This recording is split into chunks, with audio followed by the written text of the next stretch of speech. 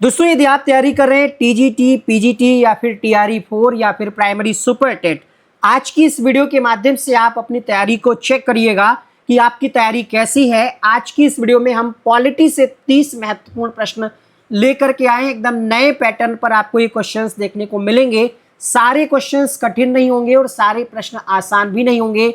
30 प्रश्न आपको आज की इस क्लास में व्याख्यात्मक रूप से हम कराने वाले हैं। आइए शुरू करते हैं क्वेश्चन नंबर 1 से। पहला प्रश्न है यहाँ पर रेगुलेटिंग एक्ट से। देखिए हम टॉपिक वाइज यहाँ पर चलने का प्रयास कर रहे हैं।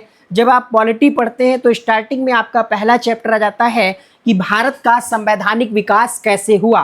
तो यहाँ पर प्रश्न है रेगुलेटिंग एक्ट से। ये वीडियो स्पेशली टीजीटी पीजीटी के साथ साथ जूनियर सुपर टेट और प्राइमरी के लिए भी है, क्योंकि आप जनरल पेपर जब पढ़ेंगे जीके के क्वेश्चंस अब जो है इसी तरीके के पूछे जाने लगे हैं। रेगुलेटिंग एक्ट के बारे में सही कथन आपसे पूछ रहा है। पहला, इसने बंगाल के गवर्नर को भारत का वायसराय बनाना। दूसरा, इसने बंगाल के गवर्नर को भारत का गवर्नर जनरल बनाया। इसने भारत में द्वैध शासन समाप्त किया। इसने प्रांतीय स्वायत्तता लागू की। रेगुलेटिंग एक्ट की जब हम बात करते हैं तो इसके तहत काफ़ी सारे प्रावधान किए गए।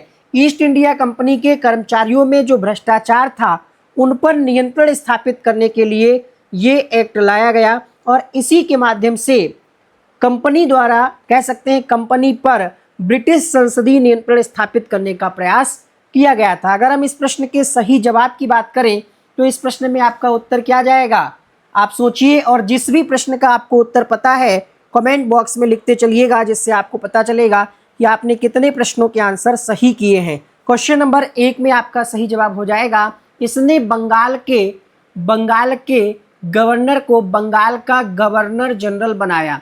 ठीक है, गवर्नर जनरल जो है इसी रेगुलेटिंग एक्ट के तहत कहा जाने लगा।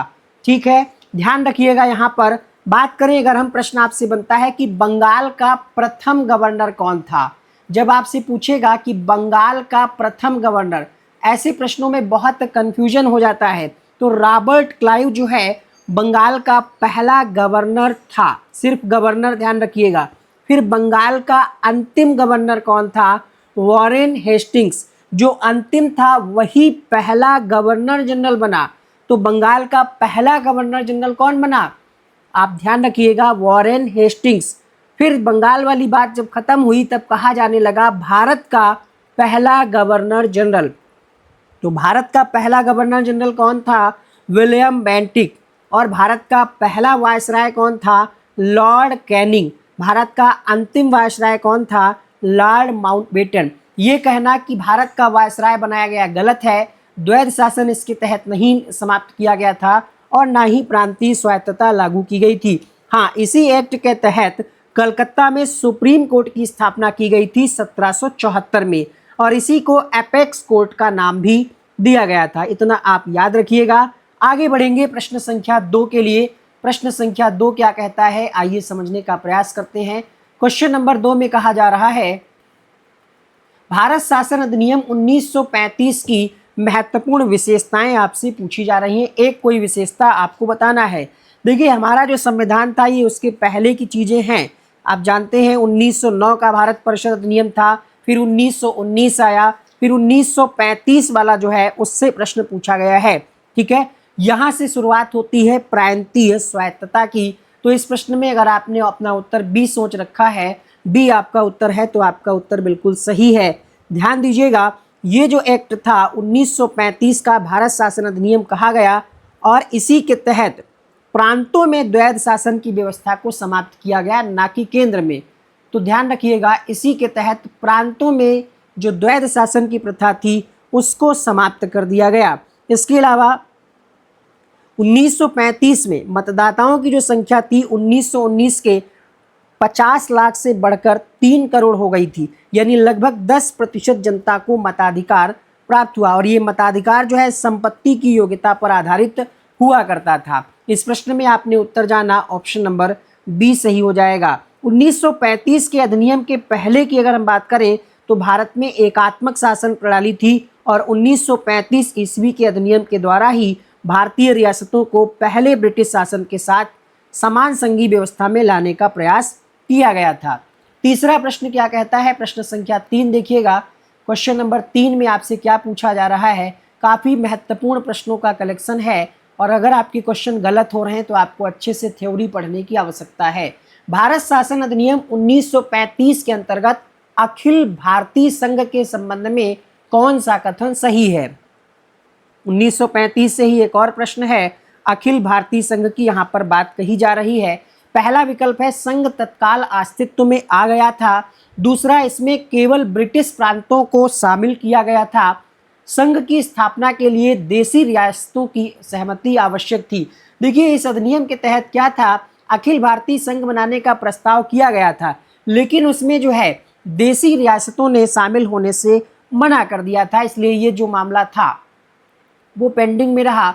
संघ की स्थापना के लिए देशी रियासतों की सहमति आवश्यक थी। प्रश्न संख्या 3 में आपका ऑप्शन नंबर सी सही हो जाएगा। आगे बढ़ेंगे अगले प्रश्न के लिए। प्रश्न संख्या 4 देखिएगा क्या कहता है। चौथा प्रश्न आपकी स्क्रीन पर आ चुका है, ये रहा। वेवल योजना 1945 की बात यहाँ पर कही जा रही है। जो वेवल योजना थी 1945, इसका प्रमुख उद्देश्य क्या था? इंपॉर्टेंट है ये भी प्रश्न।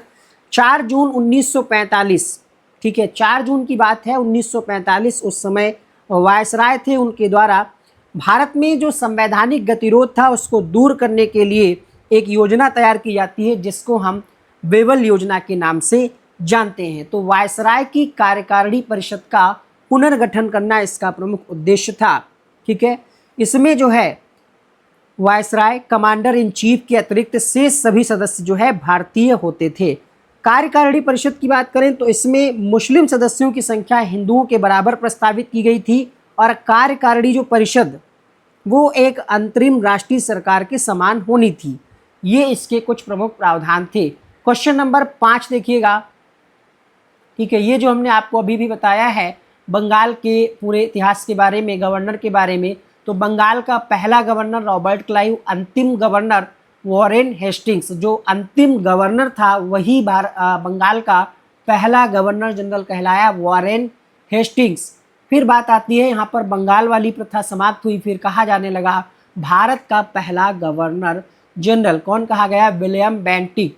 भारत का पहला वायसराय कौन कहा गया? तो कैनिंग। अंतिम वायसराय माउंटबेटन। भारत का अंतिम भारतीय गवर्नर जनरल तो ये सी राजगोपालाचारी। एक ऐसे प्रथम गवर्नर जनरल थे भारत के वॉरेन हेस्टिंग्स जिनके ऊपर महाभियोग चलाया गया था। ठीक है, मुकदमे का नाम अगर आपसे पूछ ले तो नंद कुमार बनाम वॉरेन हेस्टिंग्स। और इसी के तहत सुप्रीम कोर्ट की स्थापना हुई। तो प्रश्न ये भी पूछा जाता है कि सुप्रीम कोर्ट की स्थापना किस एक्ट के तहत की गई थी? तो रेगुलेटिंग एक्ट 1773 के तहत सुप्रीम कोर्ट की स्थापना की गई थी। ध्यान रखिएगा, इसका उस समय नाम क्या दिया गया? एपेक्स कोर्ट, और कलकत्ता में स्थापना हुई थी। आगे बढ़ेंगे अगले प्रश्न के लिए। क्वेश्चन नंबर 5 देखिएगा। 4 प्रश्न आपने पढ़ लिए हैं। प्रश्नों का लेवल आपकी कह सकते हैं कि दिमाग का दही करने वाले प्रश्न हैं। शिमला सम्मेलन 1945 क्यों असफल रहा? शिमला सम्मेलन की जब हम बात करते हैं तो शिमला में एक सर्वदलीय सम्मेलन बुलाया गया था। कब? 14 जुलाई 1945 के बीच।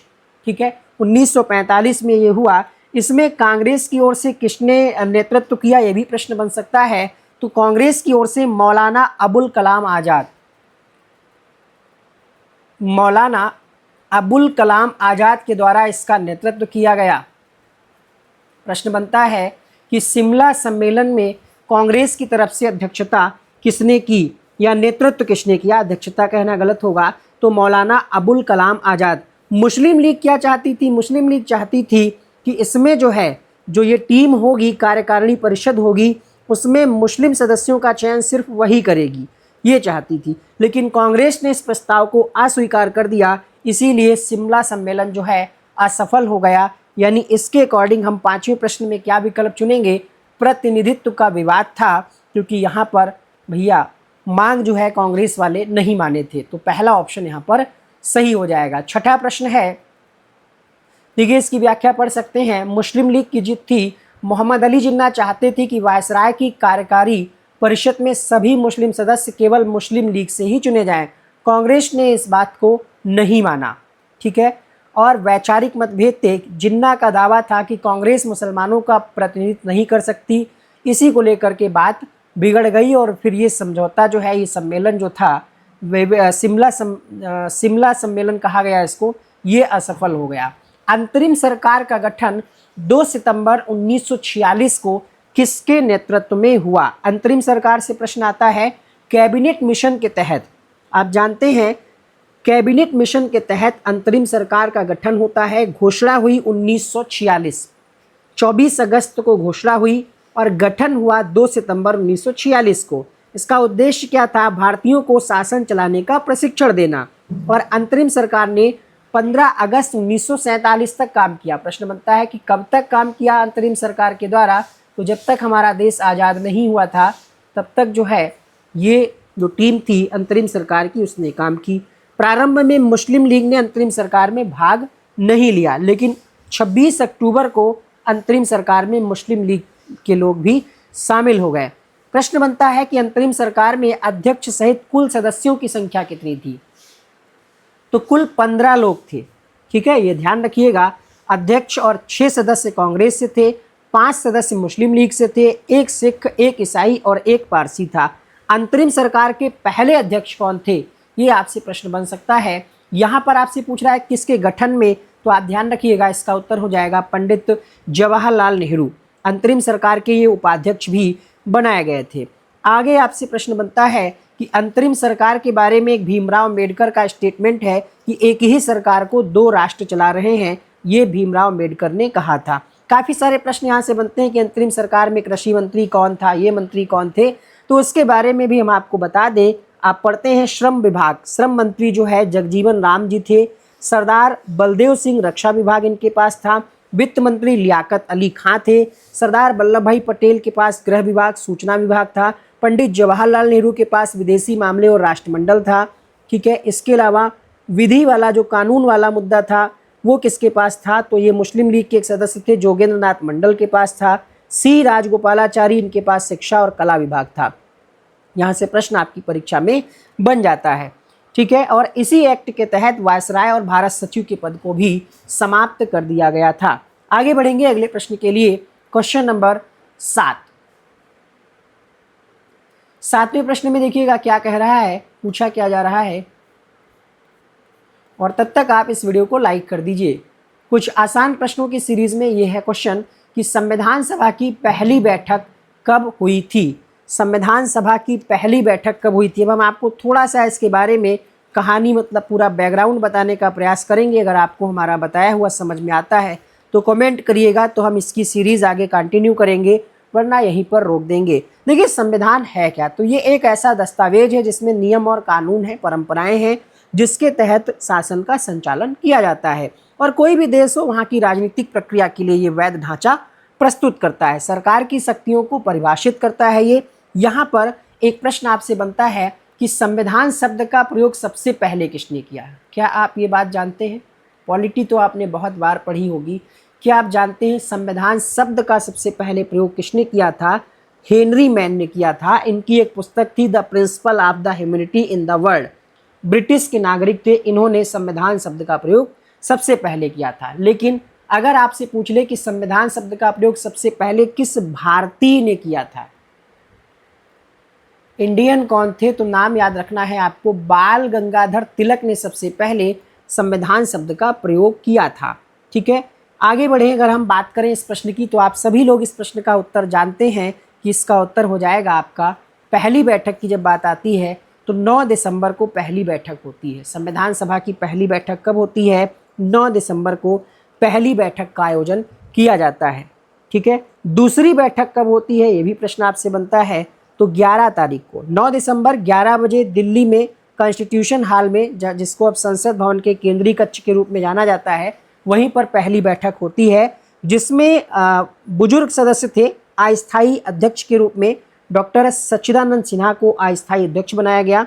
इनके नाम का प्रस्ताव किसने रखा, ये भी प्रश्न बनता है। तो जेबी कृपलानी के द्वारा इनके नाम का प्रस्ताव रखा गया। और अस्थायी अध्यक्ष बनाने का प्रस्ताव कहाँ से था? ये प्रावधान फ्रांस से लिया गया था।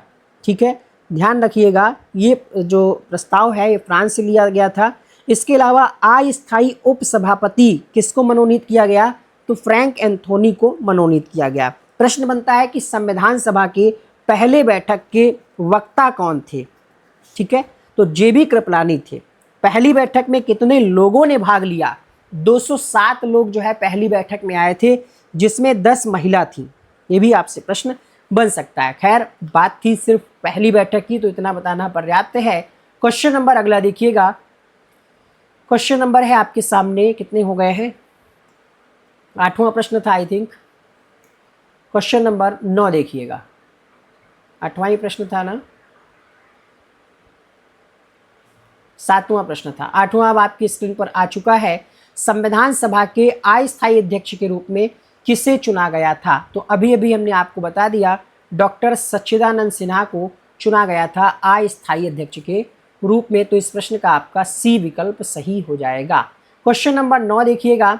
संविधान सभा के स्थायी अध्यक्ष कौन थे?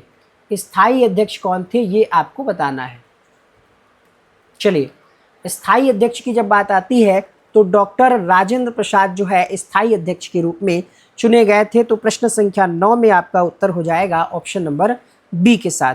ठीक है, और अगर इसके बारे में एक्स्ट्रा चीज़ें आपको बताएं तो चलिए आगे क्वेश्चन आएगा तो बता देंगे। वैसे हमने आपको बता दिया कि तीसरी बैठक होती है आपकी 11 दिसंबर को, दूसरी बैठक 1946 में, जिसमें डॉक्टर राजेंद्र प्रसाद को संविधान सभा का स्थायी अध्यक्ष चुन लिया गया। और पहले वक्ता यानी स्थायी जब सभापति बन गए उसके बाद पहले वक्ता कौन थे? तो डॉक्टर सर्वपल्ली राधाकृष्णन। आगे बढ़ेंगे अगले प्रश्न के लिए। क्वेश्चन नंबर 10 देखिएगा क्या कहता है।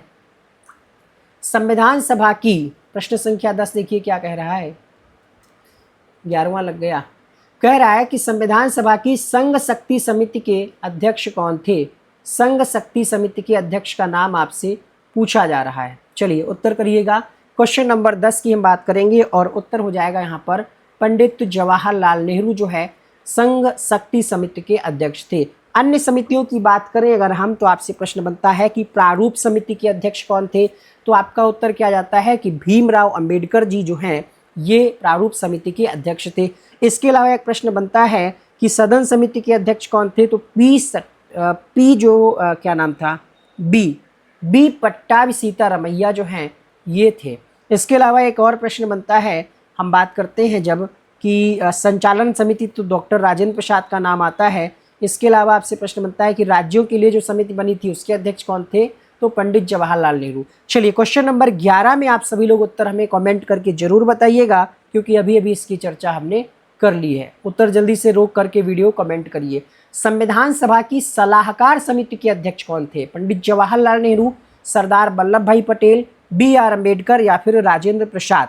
क्वेश्चन नंबर 12 में आपका सही जवाब हो जाएगा सरदार वल्लभ भाई पटेल। देखिए, मौलिक अधिकार, अल्पसंख्यक, जनजातीय क्षेत्रों के लिए जो समिति थी और जो सलाहकार समिति थी उसके अध्यक्ष कौन थे? तो सरदार वल्लभ भाई पटेल। ये प्रश्न आप में से कुछ लोगों का गलत होता हुआ नजर आ रहा है, तो इसको याद कर लीजिएगा।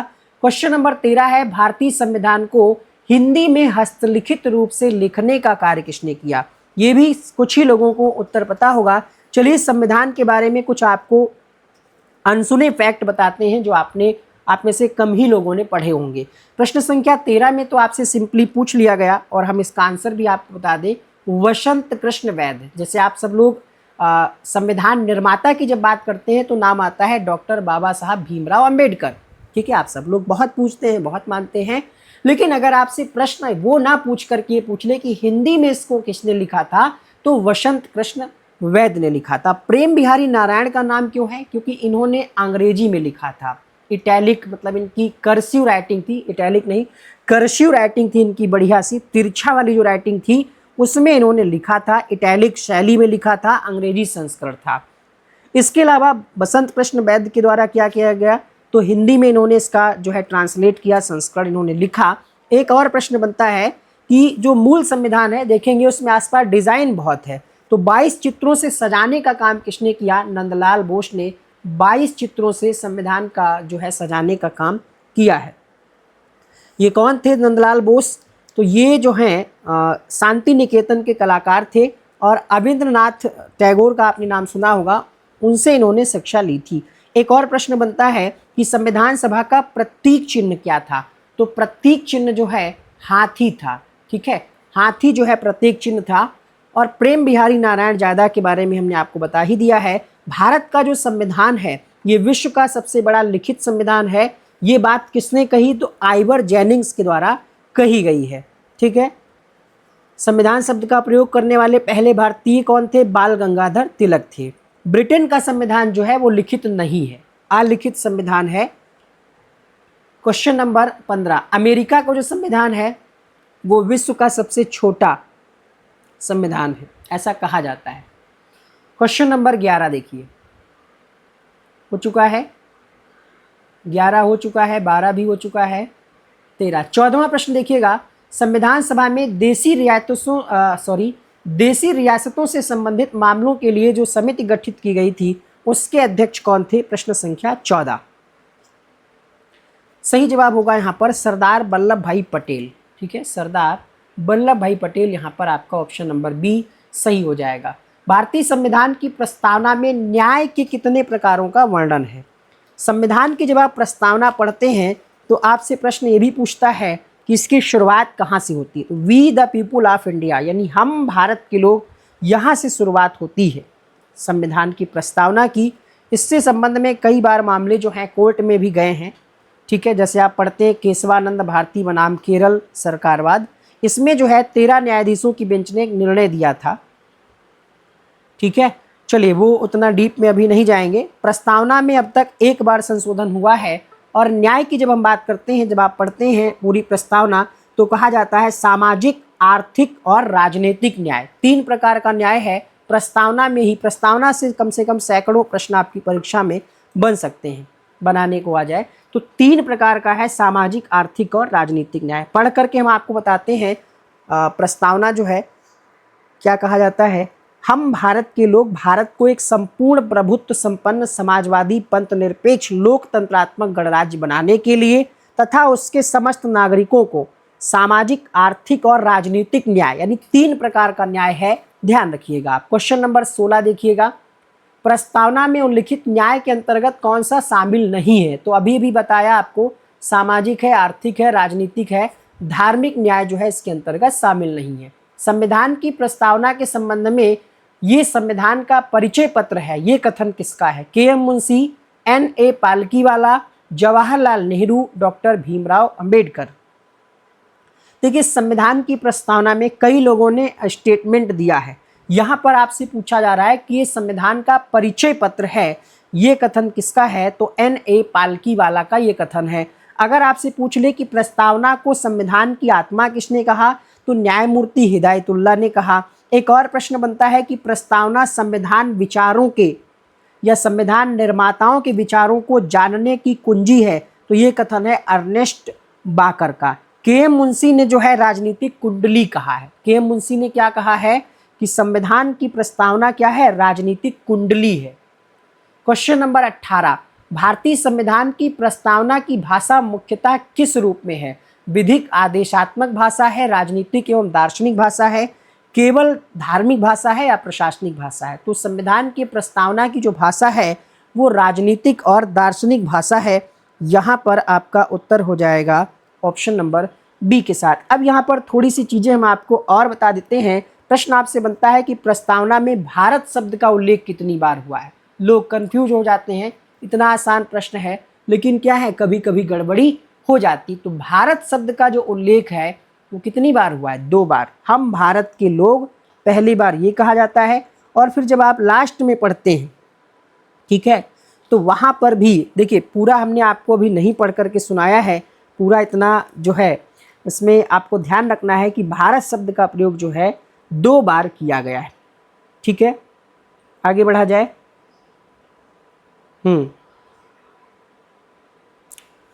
ठीक है, तो 2 बार इसका प्रयोग किया गया है भारत शब्द का। और प्रस्तावना में जो है, प्रस्तावना में लोकतंत्रात्मक शब्द है लेकिन संघीय शब्द का प्रयोग नहीं किया। और जो मूल संविधान था उसमें समाजवादी, पंथ निरपेक्ष और अखंडता, ये 3 शब्द नहीं थे, ये बाद में जोड़े गए हैं। आप लोग तुरंत वीडियो को रोकिए और कमेंट करके हमें बताइए कि कब जोड़े गए हैं ये 3 शब्द। ठीक है, और जो न्याय की अवधारणा है 3 प्रकार के न्याय, ये रूस की क्रांति से ली गई है। ठीक है, रूस की क्रांति से ली गई है, ये भी आपको ध्यान रखना है। चलिए आगे बढ़ते हैं अगले प्रश्न के लिए।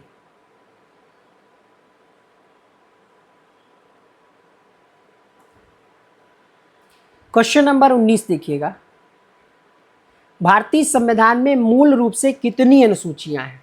मूल रूप से अनुसूचियां कितनी थी, ये आपसे पूछा जा रहा है और आप लोग बताइएगा कि संविधान में अनुसूचियां कितनी थी। क्वेश्चन नंबर 19 में आपका सही जवाब हो जाएगा 8। ठीक है, 8 अनुसूचियां थी मूल संविधान में। अब यहीं पर बात खत्म नहीं होती, कहने को तो हम स्किप कर दे इतना बता करके, लेकिन जब क्लास को आप बेहतरीन तरीके से समझते हुए चल रहे हैं तो हमारा भी फ़र्ज है कि हम आपको और बेहतर तरीके से और डिटेल से चीज़ों को समझाने का प्रयास करें। देखिए यहाँ पर जब हम बात करते हैं कि संविधान के मूल संविधान में कितने भाग थे, कितनी अनुसूचियाँ थीं और अभी कितनी हैं, ठीक है, तो यहाँ से आपसे 2 प्रश्न बनते हैं। एक बनता है कि वर्तमान में कितनी अनुसूचियाँ हैं संविधान में, ठीक है, तो आप कहेंगे 12 हैं क्या? यही तो कहेंगे। पहले 8 थी लेकिन अभी 12 है, ये आप ध्यान रखिएगा। बाद में 4 जोड़ी गई हैं, 9वीं, 10वीं, 11वीं और 12वीं। आगे बढ़ेंगे क्वेश्चन नंबर 20 की तरफ। भारतीय संविधान की 8वीं अनुसूची किससे संबंधित है? क्वेश्चन नंबर 20 है कि 8वीं अनुसूची का संबंध किससे है? राज्यों एवं केंद्र शासित प्रदेशों से, भाषाओं से, पंचायतों से, नगर पालिकाओं से। अब जो है 2-3 प्रश्न आपको यहाँ पर हम अनुसूची से कराने वाले हैं। ठीक है, क्वेश्चन नंबर 20, तो 8वीं अनुसूची जो है इसका संबंध किससे है? तो इसका संबंध है भाषाओं से, इसका संबंध है भाषाओं से है। और 8वीं अनुसूची में मूल जो है, मूल रूप से इसमें 14 भाषाएं ही थी, ठीक है, लेकिन बाद में बढ़ कर के कितनी हो गई? अभी वर्तमान में 22 भाषाएं हैं। 8वीं अनुसूची में भी 3 बार संशोधन हुआ, 21वां संविधान संशोधन, 71वां संविधान संशोधन जिसके तहत कोंकणी, मणिपुरी, नेपाली जोड़ी गई थी। 92वें संविधान संशोधन 2003 में डोगरी, बोडो, मैथिली और संथाली भाषा जोड़ी गई है। प्रश्न बनता है कि इससे संबंधित अनुच्छेद कौन कौन से हैं, जिससे प्रश्न आपकी परीक्षा में बनते हैं। 8वीं अनुसूची से संबंधित आपका आर्टिकल 344 फर्स्ट है और 351 है, ये भी आप ध्यान रखिएगा। 2004 में तमिली को भी जो आपकी शास्त्रीय भाषा था, शास्त्रीय भाषा का दर्जा दिया गया। क्वेश्चन नंबर 21 देखिएगा, 21वें प्रश्न में क्या पूछा जा रहा है? भारतीय संविधान में गणराज्य की अवधारणा मुख्यतः किस देश से प्रभावित है? फ्रांस, अमेरिका, ब्रिटेन या फिर कनाडा? 21वां प्रश्न जो है आपका सही जवाब क्या होगा? 21वें प्रश्न में आपका सही जवाब क्या हो जाएगा? तो आपका जवाब हो जाएगा फ्रांस से ली गई है। ठीक है, फ्रांस से ली गई है गणराज्य की अवधारणा। गणराज्य का मतलब क्या होता है? गणतंत्र या गणराज्य का मतलब होता है यहाँ पर जो शासन होगा वो वंशानुगत नहीं होगा कि राजा का बेटा राजा बने, ठीक है, यहाँ पर जनता चुनती है। यहाँ पर ए ऑप्शन सही हो जाएगा, फ्रांस से लिया गया है। भारत में किसी नए राज्य की बात अगर हम करें, नया राज्य का अगर गठन करना हो, देखिएगा क्वेश्चन नंबर 22, ये रहा क्वेश्चन नंबर 22। भारत में किसी नए राज्य के गठन अथवा राज्य की सीमा नाम में परिवर्तन के संबंध में संसद की शक्ति किस अनुच्छेद से संबंधित है?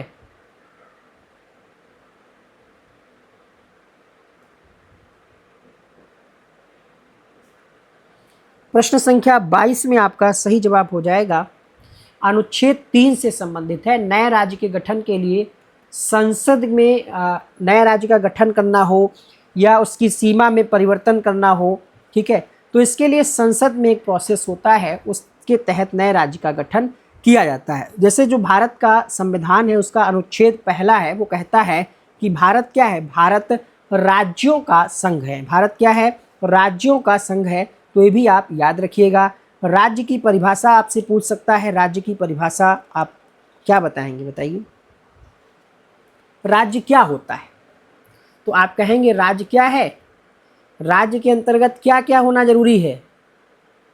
सोचिए जरा, दिमाग पे जोर डालिए। सिंपल सी बात है, लेकिन क्या है, अपने शब्दों में थोड़ा सा कह पाना कभी कभी चीज़ें कठिन लगने लगती हैं। राज्य के लिए एक सरकार होना जरूरी है, एक निश्चित भूभाग होना जरूरी है ना, जमीन होना जरूरी है और सरकार होना जरूरी है। लोग यानी जनसंख्या, भूभाग और सरकार और संप्रभुता अपने निर्णय जो है ले पाए।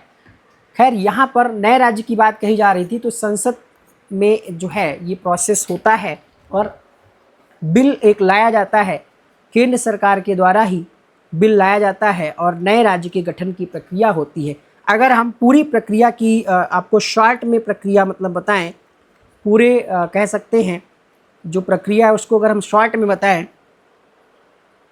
तो ध्यान रखिएगा इसके लिए होता क्या क्या है। आपने पढ़ा होगा कि राज्य पुनर्गठन आयोग है 1953 में जिसका गठन किया गया था। ठीक है, चलिए आगे बढ़ेंगे अगले प्रश्न के लिए।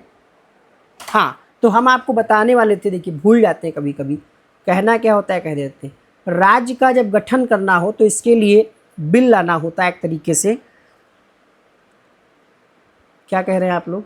चलिए बहुत बढ़िया, समझते हुए चलिएगा कि राज्य के गठन की प्रक्रिया क्या होती है। अनुच्छेद 3 तो आपने बता दिया, लेकिन यहाँ पर पूछता है कि कैसे बहुमत, तो साधारण बहुमत के माध्यम से बिल आता है, उसमें साधारण बहुमत के माध्यम से राष्ट्रपति उस बिल पर अनुमति दे देता है और फिर वो लागू हो जाता है। राष्ट्रपति उस विधेयक या उस बिल को राज्य की विधानसभा के पास भेजता है उसकी राय जानने के लिए। एक समय सीमा होती है, उसके अंदर बताना होता है, और राय को मानना या ना मानना ये संसद के लिए जरूरी नहीं होता है। साधारण बहुमत होता है और उसके तहत पास हो जाता है और बिल राष्ट्रपति के हस्ताक्षर के बाद नया राज्य प्रभावी हो जाता है। किसी नए राज्य के गठन से संबंधित विधेयक संसद में प्रस्तुत करने से पहले किसकी सिफारिश आवश्यक है? इसी की हम बात कर रहे थे कि राष्ट्रपति की सिफारिश होना आवश्यक है। ऑप्शन नंबर 20 सही हो जाएगा। नेहरू रिपोर्ट 1928 का प्रमुख उद्देश्य क्या था? नेहरू रिपोर्ट का उद्देश्य क्या था? भारत के लिए एक संवैधानिक व्यवस्था का प्रारूप प्रस्तुत करना, भारत को तत्काल गणराज्य घोषित करना, साइमन आयोग की स्थापना करना, या फिर भारत शासन अधिनियम 1935 लागू करना। सही जवाब होगा भारत के लिए एक संवैधानिक व्यवस्था का प्रारूप प्रस्तुत करना। उत्तर हो जाएगा यहाँ पर आपका ऑप्शन नंबर फर्स्ट के साथ जाएंगे। ठीक है, नेहरू रिपोर्ट जो है अगस्त 1928, इसका लक्ष्य था कि एक जो है भारत के लिए नए डोमिनियन स्टेट संविधान का प्रस्ताव लाया जाए। 25वां प्रश्न है, साइमन आयोग के संबंध में कौन सा कथन सही है? साइमन आयोग या कहें हम साइमन कमीशन कहें, साइमन कमीशन के गठन की घोषणा 8 नवंबर 1927 को की गई थी। इसे भारतीय वैधानिक आयोग के नाम से भी जाना जाता है। भारत इसका आगमन होता है 3 फरवरी 1928। अध्यक्षता किसने की?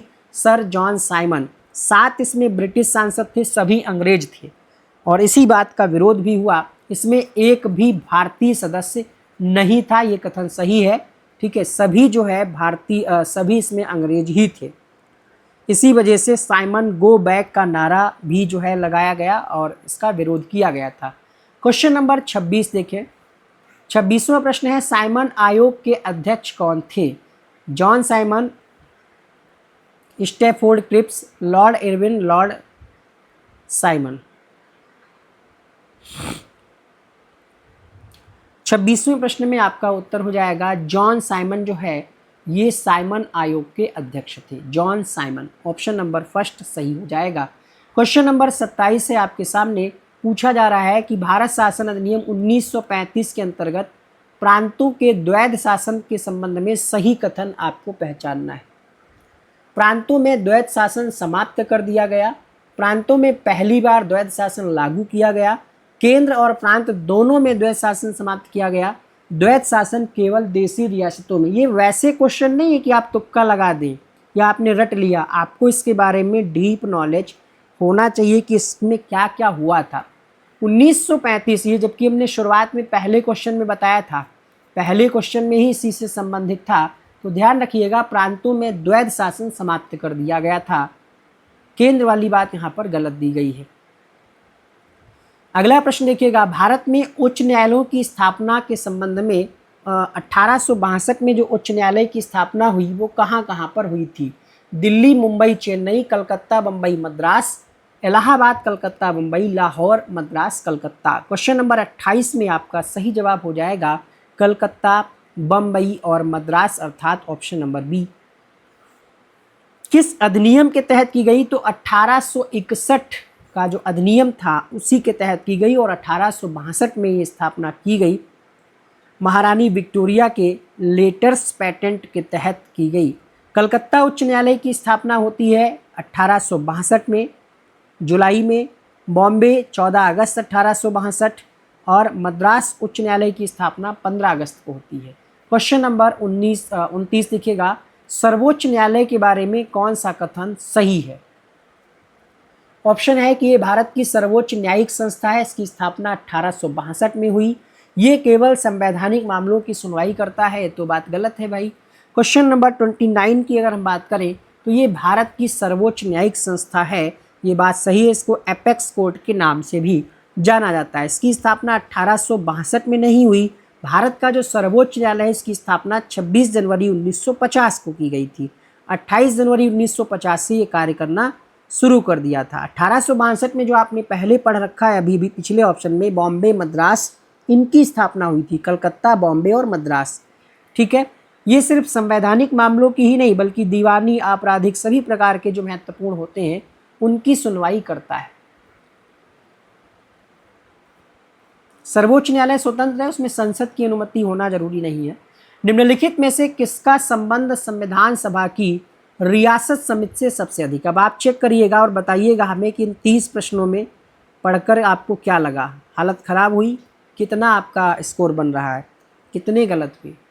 क्वेश्चन नंबर 30, निम्नलिखित में से किसका संबंध संविधान सभा की रियासत समिति से सबसे अधिक है? वित्तीय आपातकाल, मौलिक अधिकारों के निलंबन, देशी रियासतों के साथ संवैधानिक संबंधों से।